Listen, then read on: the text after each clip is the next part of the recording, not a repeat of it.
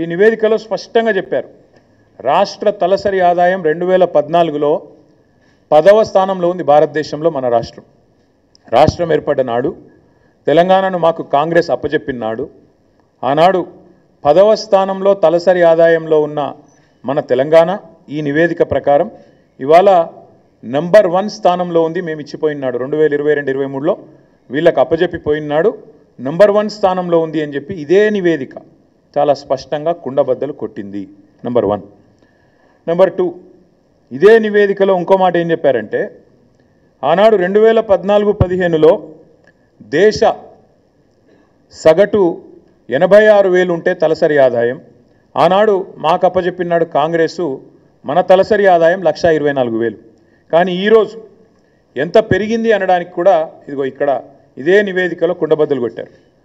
భారతదేశం మొత్తం సగటు తీసుకుంటే 84,000 నుంచి 1,86,000 నుంచి 1,84,000 పెరిగితే మనది దాదాపు 2 రెట్లు భారతదేశ సగటుతో పోలిస్తే 2 రెట్లు 3,56,000 ఉంది అని చెప్పి ఈ నివేదిక కుండబద్దలు కొట్టింది.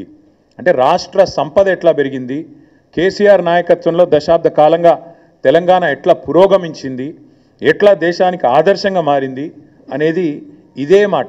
తెలంగాణ దివాలా తీసింది అని దివాలా కోరు మాటలు మాట్లాడిన సన్నాసుల నోర్లు మూపించే విధంగా ఈ నివేదిక వాస్తవాలను బయటపెట్టింది.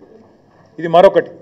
ఇదే తెలంగాణ స్టాటిస్టికల్ అబ్స్ట్రాక్ట్లో చాలా స్పష్టంగా రాష్ట్ర సంపద ఎట్లా పెరిగింది చెబుతూ తలసరి ఆదాయం మాత్రమే కాదు జీడిపిలో భారతదేశానికి కాంట్రిబ్యూటర్గా అంటే దేశాన్ని సాదుతున్న రాష్ట్రాల్లో, దేశానికి బువ్వబెడుతున్న రాష్ట్రాల్లో తెలంగాణ ఎట్లా ఒక పురోగమనశీల రాష్ట్రంగా, ప్రగతిశీల రాష్ట్రంగా, ఒక మంచిగా దేశాన్ని ముందుకు నడుపుతూ మంచి ఆలోచనలతో కులం మతం పేరుతో పిచ్చి పంచాయతీలు పెట్టుకోకుండా అందరికీ మేలు చేస్తూ ఎట్లా సంపద సృష్టించింది కూడా ఇదే నివేదిక ఆవిష్కరించింది.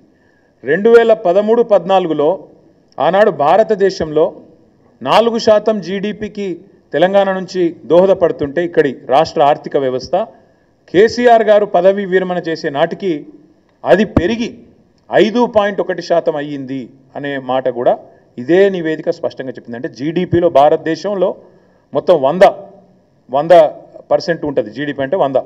ఆ 100లో 5.1% మన తెలంగాణ నుంచి వస్తుంది. కానీ ఇక్కడ ఇంపార్టెంట్ పాయింట్ ఏంటంటే తెలంగాణ జనాభా భారతదేశంలో 2.8, కానీ మనం ఈ దేశానికి అందజేస్తున్నది జీడిపిలో సంపద సృష్టిస్తున్నది 5.1. అంటే మనకు కేంద్ర ప్రభుత్వం ఇస్తున్న దానికంటే మనం కేంద్రానికి ఇస్తున్నది దాదాపు డబల్ అనే మాట ఈ నివేదిక ద్వారా నేను మీకు గుర్తు చేస్తా ఉన్నాను.